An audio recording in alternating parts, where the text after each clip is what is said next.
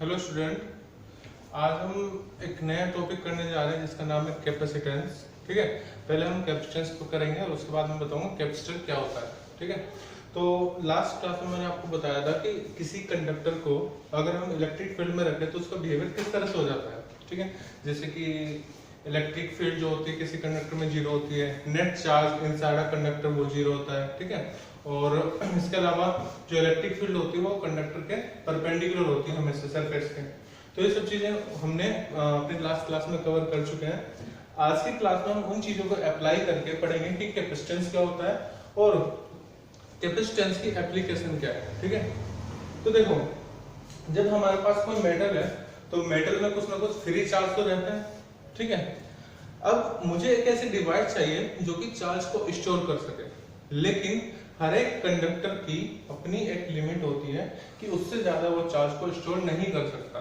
ठीक है, तो उसके लिए हम एक डिवाइस बनाते हैं। इसके लिए हम एक डिवाइस बनाते हैं, एक ऐसी डिवाइस जो कि ज्यादा से ज्यादा चार्ज को स्टोर कर सके, और अगर वो चार्ज को स्टोर कर रही है तो वो एनर्जी भी स्टोर करेगी। क्यों, वो मैं आपको डिटेल में बताऊंगा। ठीक है, तो मुझे एक ऐसी डिवाइस बनानी है जो चार्ज को स्टोर करे और जो इलेक्ट्रिकल एनर्जी को स्टोर करे। लेकिन स्टोर करे तो क्यों करे, उसकी कुछ एप्लीकेशन होगी।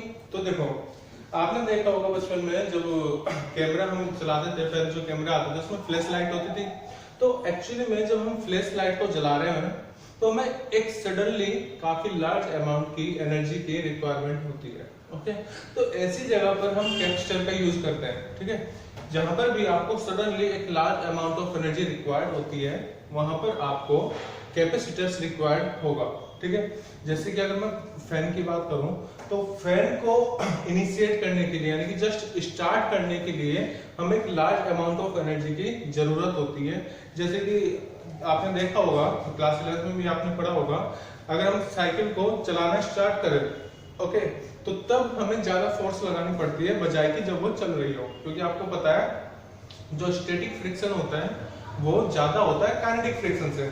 पंखे में भी यही होता है कि अगर उसको हम जस्ट इनिशिएट करना है तो उसको हमें ज्यादा एनर्जी की जरूरत होगी उस टाइम, और अगर वो एक बार चल गया, ऑन हो गया, उसके बाद इतनी ज्यादा लार्ज अमाउंट की एनर्जी की रिक्वायरमेंट नहीं होती है। ओके, तो ऐसी जगह पर हम क्या यूज करते हैं, कंडेंसर या कैपेसिटर्स। और इसके अलावा भी आजकल तो हर इलेक्ट्रॉनिक डिवाइसेस में काफी ज्यादा हम कैपेसिटर का यूज करते हैं।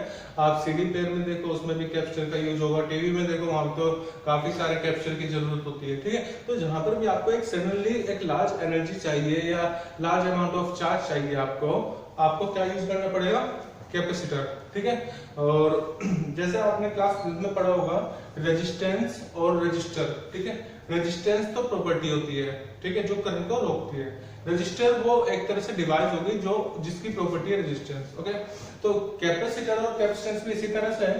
तो पहले हम सिर्फ बात करें कैपेसिटेंस के बारे में। ओके, तो मान लीजिए मेरे पास एक कंडक्टर है, मैं एक एग्जांपल ले रहा हूं। ओके, मान लीजिए मेरे पास एक बॉडी है और मैं क्या कर रहा हूं, इसको चार्ज दे रहा हूं। ठीक है, बाहर से मैंने क्या करा, इसको कुछ चार्ज दे दिया, पॉजिटिव चार्ज। तो होता ये है बेटा कि जो चार्ज होता है, ओके, चार्ज की वजह से इसका पोटेंशियल भी इंक्रीज होगा।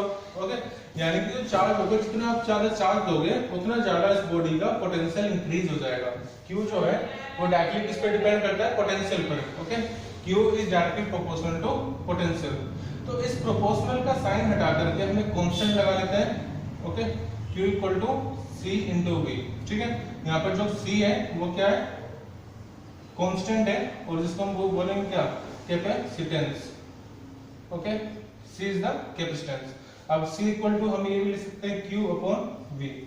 अब मैं आपको डिफाइन करूंगा कि कैपेसिटेंस को हम किस तरह से एक्सप्लेन कर सकते हैं। देखो, capacitance is the ratio of charge to the potential, यानी कि if you are giving some charge to a body, then what amount of potential it increases. Okay, the ratio of charge to the potential will be capacitance. और जो capacitance होगा, capacitance for a particular body, particular device भी कह सकता हूं मैं, एक device अगर मैंने ले ली, so for a particular body a device is constant. क्यों कांस्टेंट होता है बताता हूं। देखो, अगर मान लीजिए आप इसका चार्ज इंक्रीज कर रहे हो, बॉडी का चार्ज अगर इंक्रीज करोगे तो सिर्फ पोटेंशियल में चेंज आएगा। ठीक है, चार्ज अपॉन पोटेंशियल का रेशियो हमेशा इस तरह से चेंज होगा कि वो हमेशा कांस्टेंट रहे। Q upon V का रेशियो वो क्या होगा, capacitance for a particular device के रहा। ओके, तो यानी कि अगर आपको कोई पूछ रहा है कि ग्राफ कैसा होगा चार्ज और कैपेसिटेंस का, ठीक है, तो यहाँ पर मैं मान लीजिए कैपेसिटेंस ले रहा हूँ, यहाँ पर मैं ले रहा हूँ चार्ज। तो अगर आप चार्ज को इंक्रीज भी कर रहे हो तो कैपेसिटेंस में कोई फर्क नहीं पड़ेगा, कैपेसिटेंस होगा कांस्टेंट। तो ये चीज आप ध्यान रखना, काफी ट्रिकी क्वेश्चन पूछा जाता है ये कि आपको अगर एक पर्टिकुलर बॉडी के लिए चार्ज और कैपेसिटेंस में ग्राफ बनाना है तो वो इस तरह से होगा। Okay, capacitance did not change for a particular body if you are increasing its charge. Okay, अगर मैं मान लीजिए इससे अगर मैं चार्ज और पोटेंशियल का ग्राफ बना रहा हूँ, ठीक है, तो एक ग्राफ ये भी हो सकता है हमारा। सपोज कीजिए यहाँ पर मैं चार्ज ले रहा हूँ, यहाँ पर मैं ले रहा हूँ पोटेंशियल, ठीक है। तो अगर आप चार्ज इंक्रीज कर रहे हो तो पोटेंशियल भी इंक्रीज होगा, डायरेक्टली डिपेंड करेगा। ओके, और आप ये भी देख सकते हो Q upon V का, अगर आप Q upon V का जो रेशियो होगा वो हमेशा कांस्टेंट होगा। तो यहाँ से हम स्लोप का इनवर्स करके कैपेसिटेंस भी निकाल सकते हैं।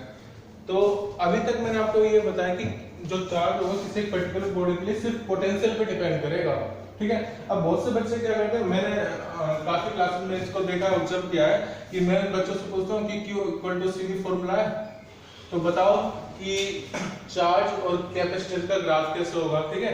तो वो क्या करते हैं, वो स्ट्रेट लाइन बना देते हैं इस तरह से, यानी कि डायरेक्टली प्रोपोर्शनल दिखा देते हैं कि Q तो डायरेक्टली डिपेंड कर रहा है कैपेसिटेंस पे। लेकिन फॉर अ पर्टिकुलर डिवाइस ऐसा नहीं होता है। अगर आप चार्ज को इंक्रीज कर रहे हो तो सिर्फ बॉडी का पोटेंशियल इंक्रीज होगा, सिर्फ बॉडी का पोटेंशियल चेंज होगा अगर आप चार्ज को चेंज कर रहे हो तो, ठीक है। और इसका रेशियो हमेशा कांस्टेंट होगा। तो कैपेसिटेंस की ये बात समझ में आई। अब बात करते हैं कैपेसिटेंस की SI यूनिट क्या होगी, कैपेसिटर की SI यूनिट क्या होगी। तो देखो, वैसे तो हम यहाँ से भी बता सकते हैं Q upon V का जो रेशियो है, Q मतलब कूलम, V मतलब वोल्ट, तो कूलम पर वोल्ट इसकी SI यूनिट हो जाएगी।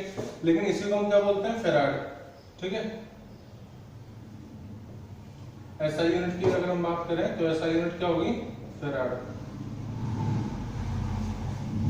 तो होता ही है कि जो फैराड है वो अपना आप में काफी लार्ज यूनिट है। तो जब भी आप किसी कैपेसिटर को देखोगे किसी डिवाइस में, तो या तो वो माइक्रो रेंज में होगा या मिली रेंज में होगा, पिको रेंज में होगा, ठीक है। तो वो चीज मैं आपको बता देता हूँ जो हमारे न्यूमेरिकल में यूज होगी। जैसे कि 1 मिली फैराड है तो उसको हम क्या लिखेंगे, 10⁻³ फैराड। 1 माइक्रो फैराड है तो उसको हम क्या लिखेंगे, 10⁻6 फैराड।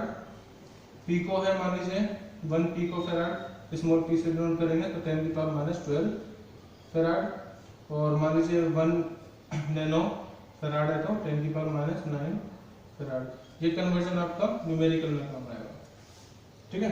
तो एप्लीकेशन मैंने आपको बताया कि जहां पर सडनली एक लार्ज अमाउंट की जरूरत होगी आपको एनर्जी की या चार्ज की, वहां पर हम कैपेसिटर का यूज करेंगे। जैसे फ्लैश लाइट और कंडेंसर इन फैन, एसी में भी काफी ज्यादा यूज होता है। एसी को शुरुआत करवाने के लिए काफी लार्ज अमाउंट ऑफ करंट की और चार्ज की जरूरत होती है, तो वहां पर भी हम उसको यूज कर सकते हैं। एक चीज है, ये भी क्वेश्चन काफी ज्यादा हाईलाइटेड होता है कि बैटरी भी हमें चार्ज देती है, बैटरी भी हमें एनर्जी देती है, और कैपेसिटर भी हमें एनर्जी या चार्ज देता है।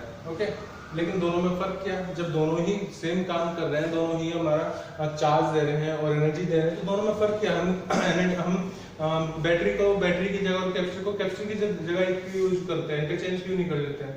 तो होता है कि जो बैटरी है वो कांस्टेंट रेट से हमें एनर्जी देती है, ठीक है, या कांस्टेंट रेट से चार्ज देती है। लेकिन जो कैपेसिटर है वो हमें सडनली लार्ज अमाउंट या लार्ज एनर्जी सप्लाई कर सकता है। इसलिए हम जहां पर हमें सडनली लार्ज अमाउंट की जरूरत होगी एनर्जी या चार्ज की, तो कैपेसिटर का यूज हम करेंगे, ठीक है। तो ये था आपका कैपेसिटेंस। अब मैं आपको बताऊंगा कि किस तरह से हम एक पर्टिकुलर बॉडी का जो कि कंडक्टर है, आइसोलेटेड कंडक्टर है, उसका